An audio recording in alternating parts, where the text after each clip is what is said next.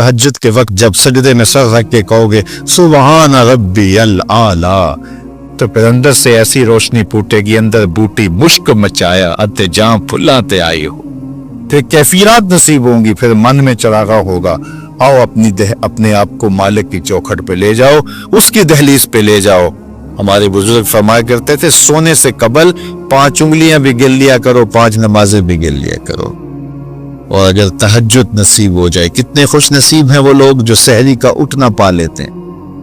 एक रिवायत में आता जब सहरी के लम्हे होते हैं तो शौहर उठता है और अपनी बीवी को भी झंझोड़ता है, लेकिन नींद के गलबे की वजह से वो उठ नहीं पाती। खैर ये चला जाता है, वुजू करता है, वापस आते हुए चुल्लू में थोड़ा सा पानी लिए आता है और अपनी बीवी के ऊपर छिड़क देता है, तो वो भी उठ जाती है और ये मुसल्ला बिछा के नमाज पढ़ने लग जाता है, अल्लाह के हुजूर सजदा रेज़ियां करता है। और वो भी जल्दी से वुजू करके उस मुसल्ले के साथ मुसल्ला बिछा के खातून भी नमाज पढ़ने लग जाती है। तहज्जुद के सजदे हैं, सहरी के लम्हे हैं, रात की तारीकियां हैं, कोई देखने वाला नहीं है, 2 मुसल्ले बिछे हैं, एक पे शोहर खड़ा है, एक मुसल्ले पे बीवी खड़ी है। रब की दहलीज का नौकर और उसकी चौखट की बादी दोनों सजदा रेज। हदीस में आता है जब ये सजदे कर रहे होते हैं अल्लाह देख के मुस्करा रहा होता है, अपनी शान के मुताबिक मुस्करा रहा होता है कि देखो मेरा बंदा और मेरी बंदी मेरे लिए सजदे कर रहे हैं। फिर कितनी रहमतें बरसती हैं, कितनी करम नवाजियां होती हैं। जरा अपनी सहरियों का आगाज सजदों से करो, फिर आपको किसी बाबे के पास नहीं जाना पड़ेगा कि जिन आ गया, भूत आ गया, हमारे घर में साया हो गया, बदरूहों का असर हो गया, किसी ने तावीज डाल दिए, जादू कर दिया, टूना कर दिया। तहज्जुद के सजदों से अपने मुसल्लों को आबाद तो करके देखो, तुम्हारे घर पे छम छम रहमतों का नज़ूल होगा, करब नवाजियां उतरेंगी तुम्हारे घर के अंदर, नवार बरसेंगे। आओ उसकी चौखट पे आओ, उसकी करम नवाजियों के रंग देखो कि वो कितने करम नवाजियां करता है। फिर रिज़्क़ के दरवाजे भी खुलेंगे तुम्हारे लिए, रहमतों के दरवाजे भी खुलेंगे, सुकून और तमानियत के दरवाजे भी खुलेंगे, अंदर से रोशनी फूटेगी। तो कहा हर जान ये देखे उसने आने वाले कल के लिए आगे क्या भेजा है। फिर कहा वत्तकुल्लाह, और अल्लाह से डर जाओ। फिर दोबारा वही तलकीन ही। फिर इरशाद फरमा इन्नल्लाह खबीरुम बिमा तामलून, जो तुम करते हो तुम्हारा रब उससे बाखबर है, तुम उसकी निगाहों से पोशीदा नहीं हो। आज कहीं लिखा होता है ना खबरदार कैमरे की आंख देख रही है, तो लोग सीधे होकर बैठ जाते हैं। कैमरे की आंख देख रही है, कैमरे की तो लाइट भी बंद हो सकती है, उसका सिस्टम खराब भी हो सकता है, लेकिन जो रब के कैमरे लगे हैं वो सिस्टम कभी खराब नहीं होता। कैमरे की एक रेंज है, उससे आगे नहीं देख पाता, लेकिन मालिक की शान के अरा ज़बीबन नमलतिस सौदा, काली रात के अंधेरे में, काले पहाड़ों के सिलसिले में, गहरी गार के अंदर चींटियों के अमीक सुराख में जब चींटी चलती है तो उसके नन्हे महीन कदमों से सीना संग के ऊपर जो वहमी और गमानी लकीर बनती है, तुम्हारा रब उसको यूं देखता है जिस तरह दीवारें चीन को देखता है। उसकी नजरों से क्या हमारी खलवतें पोशीदा हैं, हमारे आमाल पोशीदा हैं, क्या उसकी नजरों से हमारे ख्याल पोशीदा हैं। दरवाजा मुकफ्फल करके अगर हम गुनाह करेंगे तो क्या मालिक से पोशीदा होंगे? लोगों से तो पोशीदा हैं, लेकिन मालिक से पोशीदा नहीं है। ये यकीदा जम जाए तो बंद कोठरी में भी जुर्म नहीं हो सकता। आप देखते नहीं हैं कि जब दरवाजे मुकफ्फल करके बुत के ऊपर भी मोटा खेस डाल के जुलेखा बोली है तलक यूसुफ अब तो आ जाओ, अब तो कोई नहीं देख रहा, तो जनाब यूसुफ ने कहा काला माअज़ल्लाह, मैं अल्लाह की पनाह में आता हूं, तू अपने इस बेजान बुत और मुजस्मे से भी हया करती है और इसके ऊपर भी जो देख नहीं सकता पर्दा डाल लिया है, और मैं उससे हया न करूं जो 7वीं कोठरी में भी देखता है।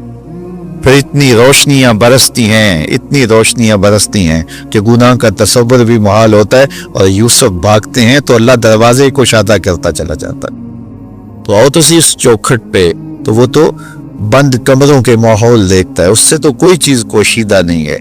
ये यकीन उतर जाए, रूह में जम जाए, तो फिर जिंदगी संवर जाती है। और मैं आपको एक और बात अर्ज करना चाहता हूँ कि बतौर सुन्नी आप तो ये भी अकीदा रखते हैं कि रसूल करीम की निगाहों से कुछ पोशीदा नहीं है, तो क्या ये अकीदा 3 घंटे के मुनाजरे के लिए रखा हुआ है कि अमल पे भी इसका कोई असर है?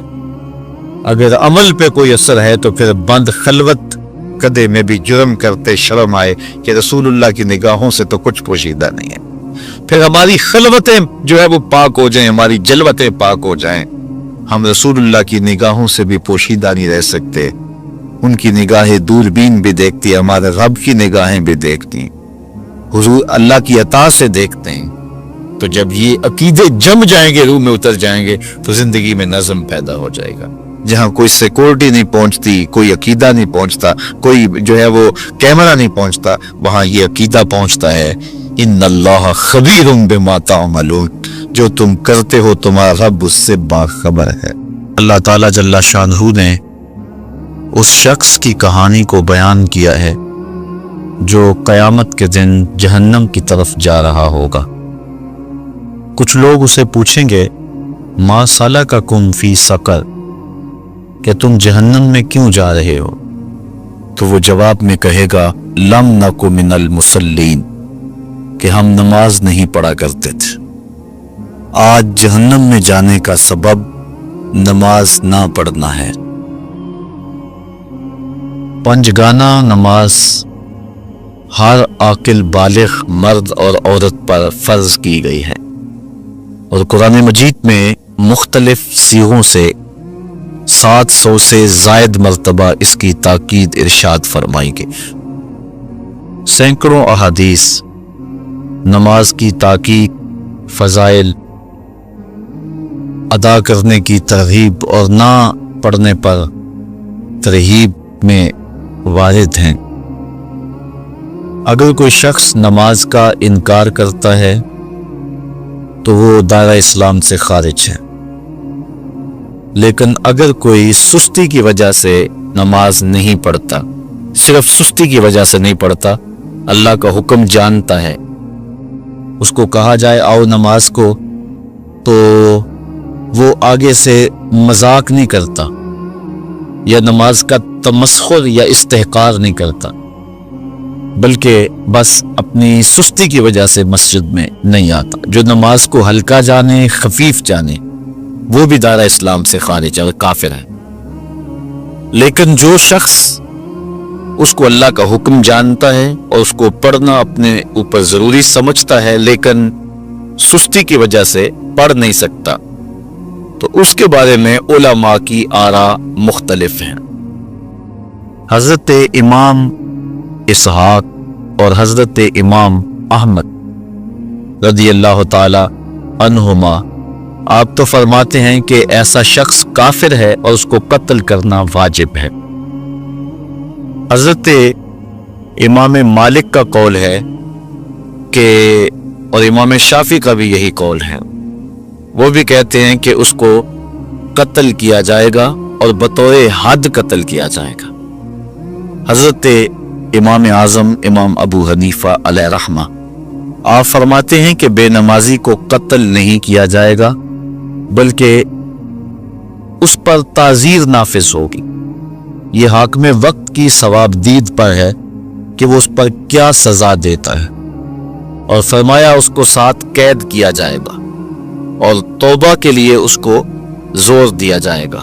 اگر وہ توبہ کر لے تو اس کو قید سے باہر نکال لیا جائے گا، ورنہ اس کو قید رکھا جائے گا۔ صحابہ کہتے ہیں کہ ہم کسی عمل کے تارک کو کافر نہیں سمجھتے تھے سوائے نماز کے تارک، اور آقا کریم علیہ السلام کا ایک فرمان ہے من ترک الصلاۃ متعمدا فقد کفر جہارا، جس نے جان بوجھ کے نماز چھوڑی اس نے اعلانیہ کفر کیا۔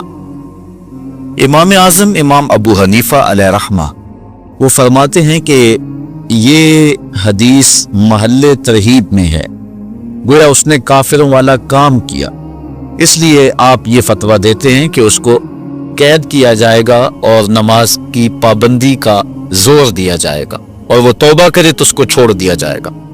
لیکن باقی ائمہ بعض کہتے ہیں اس کو حداً قتل کیا جائے، اور امام اسحاق اور امام احمد کہتے ہیں اس کو قتل کرنا واجب ہے۔ تو بے نمازی جو اللہ کے حکم کی پابندی سستی کی وجہ سے نہیں کرتا، یہ اس کے لیے حکم ہے۔ جو شخص تحقیر کرتا ہے نماز کی، ہلکا جانتا ہے، تمسخر اڑاتا ہے یا اس کا انکار کرتا ہے، تو اس کے بارے میں علماء کے اندر کوئی اختلاف نہیں ہے۔ وہ ائمہ اربعہ کے نزدیک کافر ہے، دارہ اسلام سے خارج ہے، مرتد ہے۔ لیکن سستی کی وجہ سے نماز نہ پڑھنے والا، اس کے بارے میں علماء کا یہ موقف ہے۔ حضرت غوث اعظم الشیخ سید عبد القادر جیلانی علیہ رحمہ آپ فرماتے ہیں کہ بے نمازی کو مسلمانوں کے قبرستان میں دفن نہ کر۔ حضرت سلطان باہو علیہ رحمہ آپ کا قول ہے کہ بے نمازی سے خنزیر بھی پناہ مانگتا ہے۔ حضرت شیخ سعدی شیرازی فرماتے ہیں بے نمازی کو قرض نہ دو، جو اللہ کا قرضہ ادا نہیں کرتا تمہارا قرض کیسے لٹائے گا۔ اب آئیے ہم حضور علیہ السلام کے فرامین دیکھتے ہیں اس حوالے سے۔ حضرت جابر بن عبداللہ انصاری رضی اللہ تعالی عنہ سے مروی ایک روایت جس کو امام ابو داؤد نے روایت کیا، امام نسائی نے روایت کیا، دیگر محدثین نے روایت کیا۔ آقا کریم نے ارشاد فرمایا بین الرجل و بین الکفر ترک الصلاۃ، آدمی اور کفر کے درمیان ترک صلاۃ ہے، یعنی بندہ مومن اور بندہ کافر کے درمیان ترک صلاۃ ہے۔ جو نماز پڑھتا ہے وہ مومن ہے، اور جو نماز نہیں پڑھتا تو وہ کافروں والا کام کرتا ہے، یا دیگر ائمہ کے نزدیک وہ کافر ہے۔ یہ ترہیباً نہیں بلکہ یہ حکم ہے۔ اور حضرت نبی رحمت صلی اللہ علیہ وسلم کا ایک دوسرا فرمان ان الفاظ کے ساتھ ہے بین الرجل و بین الشرک والکفر ترک الصلاۃ، شرک و کفر اور بندہ مومن کے درمیان نماز ترک کرنا ہے۔ حضرت امام ابن ماجہ نے ان الفاظ کے ساتھ روایت کو نقل کیا ہے بین الکفر والایمان ترک الصلاۃ، ایمان اور کفر کے درمیان نماز کا ترک کرنا ہے۔ اور آقا کریم علیہ السلام کا وہ فرمان جو حضرت انس سے مروی ہے، جس کو طبرانی نے اپنی موجم میں لکھا بھی آپ کے سامنے میں نے رکھا، کہ حضور نے فرمایا من ترک الصلاۃ متعمدا فقد کفر جہارا، جس نے جان بوجھ کے نماز چھوڑی اس نے اعلانیہ کفر کیا۔ حضرت ابو ہریرہ رضی اللہ تعالی عنہ سے ایک روایت ہے کہ وہ فرماتے ہیں لا سہم فی الاسلام لمن لا صلاۃ ولا صلاۃ لمن لا وضوء لہ، کہ اس شخص کا اسلام میں کوئی حصہ نہیں ہے جو نماز نہیں پڑھتا، اور اس شخص کا نماز میں کوئی حصہ نہیں ہے جو وضو نہیں کرتا۔ وضو کے بغیر نماز نہیں ہوتی، اور نماز کے بغیر اسلام نہیں ہوتا۔ اور اسی روایت کو بالفاظ دیگر حضرت عبداللہ ابن عمر رضی اللہ تعالی عنہ نے حضور سے یوں روایت کیا، طبرانی نے اپنی موجم میں اس کو لکھا لا ایمان لمن لا امانتہ ولا صلاۃ لمن لا طہور لہ ولا دین لمن لا صلاۃ لہ۔ حضور فرمایا کہ اس شخص کا ایمان نہیں جس میں امانت نہیں، اور اس شخص کی نماز نہیں جس کو پاکیزگی حاصل نہیں، اور اس شخص کا دین نہیں جس کو نماز نصیب نہیں۔ حضرت امام ابن ماجہ نے اس روایت کو اپنے الفاظ کے ساتھ روایت کیا ہے۔ حضرت بریدہ رضی اللہ تعالیٰ عنہ اپنے باپ سے روایت کرتے ہیں اور وہ حضور سے روایت کرتے ہیں۔ حضور علیہ السلام نے ارشاد فرمایا ان العہد الذی بیننا و بینہم الصلاۃ فمن ترکہا فقد کفر، کہ ہمارے اور ان لوگوں کے درمیان جو معاہدہ ہے وہ نماز کا ہے، جس نے نماز کو چھوڑ دیا اس نے کفر کیا، یعنی ہمارا اور ان کا پھر اب معاہدہ باقی نہیں رہے گا۔ حضرت امام بخاری نے روایت نقل کی ہے، حضور نے ارشاد فرمایا من ترک الصلاۃ العصر فقد حبط اعمالہ، جس نے عصر کی نماز چھوڑی اللہ اس کے سارے عمل برباد کر دیتا۔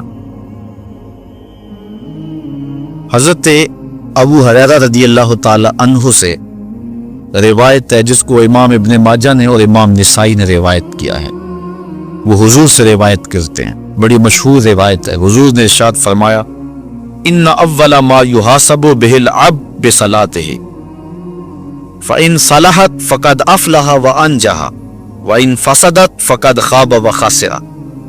فرمایا قیامت کے دن بندے سے سب سے پہلا حساب نماز کا لیا جائے گا۔ اگر اس کی نماز ٹھیک ہو گئی تو وہ فلاح پا گیا، اگر پہلا تول ٹھیک آ گیا تو وہ کامیاب ہے، وَأَنْجَحَ اور نجات پا گیا، وَإِن فَسَدَتْ فَقَدْ خَابَ وَخَسِرَ اور اگر پہلا تول ہی ٹھیک نہ ہوا تو پھر وہ ذلیل و رسوا ہو گیا۔ حضرت عبادہ بن صامت رضی اللہ تعالیٰ عنہ سے ایک طویل روایت ہے، وہ کہتے ہیں کہ حضور علیہ السلام نے مجھے 7 چیزوں کا حکم دیا، مجھے وصیت کی کہ ان 7 کاموں کو کرنا ہے۔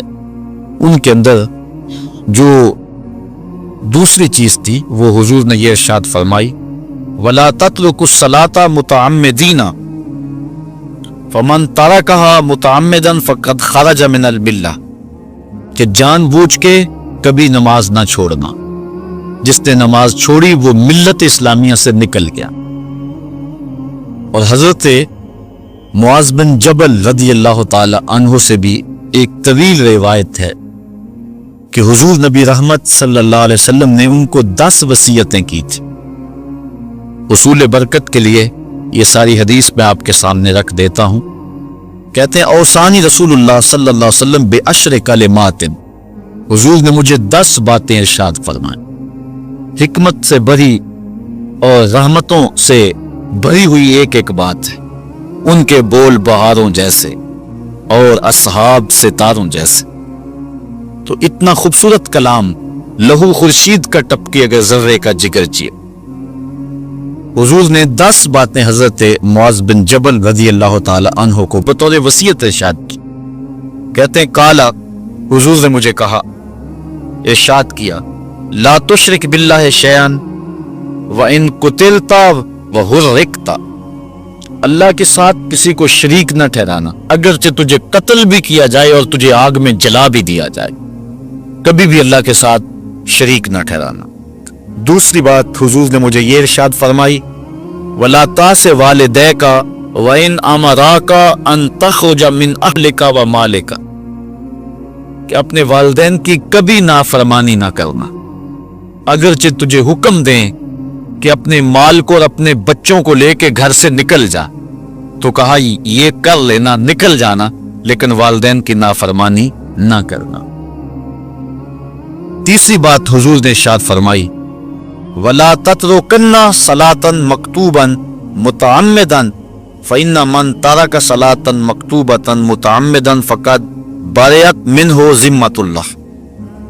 فرمایا اے معاذ بن جبل، فرض نماز جان بوجھ کر کبھی بھی نہ چھوڑنا، زندگی میں کبھی نہ ہو کہ تجھ سے فرض نماز چھوٹے، اس لیے کہ جس نے فرض نماز جان بوجھ کے چھوڑ دی، اللہ اس کے رسول نے اس سے اپنا ذمہ اٹھا لیا۔ اب وہ جدھر مرضی جائے، اللہ نے جو ذمہ لیا ہوا ہے مومن کا، اللہ اٹھا لیتا ہے۔ چوتھی چیز حضور نے جو ارشاد فرمائی، وَلَا تَشْرِبَنَّ خَمْرًا فَإِنَّهُ رَأْسُ كُلِّ فَاحِشَةٍ، اے معاذ بن جبل، زندگی میں کبھی بھی شراب نہ پینا، ہر بے حیائی کی جڑ ہے اور بنیاد ہے شراب۔ پانچویں چیز کہتے ہیں حضور نے جو مجھے ارشاد فرمائی وہ یہ تھی، وَإِيَّاكَ وَالْمَعْصِيَةَ فَإِنَّ بِالْمَعْصِيَةِ حَلَّ سَخَطُ اللَّهِ، کہا کبھی اللہ کی نافرمانی نہ کرنا، اللہ کی نافرمانی سے اللہ کی ناراضگی مول لینے والی بات ہے، اللہ تعالیٰ کی معصیت سے اس کی ناراضگی جائز ہو جاتی ہے، حلال ہو جاتی ہے۔ اور چھٹی چیز کہتے ہیں حضور نے یوں ارشاد فرمائی، وَإِيَّاكَ وَالْفِرَارَ مِنَ الزَّحْفِ وَإِنْ هَلَكَ النَّاسِ، کہا جب محاذ پہ ڈٹا ہونا تو کبھی پیٹھ نہ پھیرنا، اگرچہ لاشیں جو ہیں وہ گر رہی ہوں اور لوگ ہلاک ہو رہے ہوں، سارے لشکر کے ہلاک ہو جانے کا ڈر بھی ہو، لیکن کہا معاذ بن جبل میں تمہیں وصیت کرتا ہوں کبھی پیٹ پھیر کے بھاگنا نہیں ہے۔ حضور نے کہتے ہیں مجھے جو 7ویں چیز ارشاد فرمائی وہ یہ تھی، وَإِنْ أَصَابَ النَّاسَ مَوْتٌ فَاصْبُتْ، اگر تو کسی ایسے علاقے میں رہتا ہو جہاں موت آ جائے، کوئی بیماری آ جائے موت والی، تو علاقہ چھوڑ کے بھاگنا نہ، وہیں رہنا، تیری قسمت میں زندگی ہوئی، تجھے کوئی موت دے نہیں سکتا۔ اور اگر موت تیرے لیے لکھی گئی ہے تو جہاں مرضی چلا جائے تو موت سے بچ نہیں سکتا، اس لیے ایسے مقام سے بھاگ کر نہ جانا، وہیں ڈٹے رہنا اور وہیں رکے رہنا۔ آٹھویں چیز کہتے ہیں حضور نے مجھے ارشاد فرمائی، وَأَنفِقْ عَلَىٰ أَهْلِكَ مِن طَوْلِكَ، کہا اللہ نے تجھے جو وسعت دی ہے، تجھے جو مال دیا ہے، اس کو اپنی اولاد پر کھل کے خرچ کرنا، اپنی اولاد سے بخل نہ کرنا، اولاد کے معاملے کے اندر جہاں ان کی ضرورت ہو اس کو کھل کے پورا کرنا ہے۔ اور حضور نے نویں بات جو ارشاد فرمائی وہ یہ تھی، وَلَا تَرْفَعْ عَنْهُمْ عَصَاكَ أَدَبًا، اپنی اولاد کو ادب سکھانے کے لیے ڈنڈا نہ چھوڑنا، عصا ہمیشہ لٹکا کے رکھنا، کوڑا باندھ کے رکھنا۔ اور 10ویں چیز کہتے ہیں حضور نے جو مجھے ارشاد فرمائی، وَأَخْفِهِمْ فِي اللَّهِ، اپنی اولاد کے دل میں اللہ کا خوف ڈالتے رہنا، اللہ کا ڈر پیدا کرنا اپنی اولاد کے اندر۔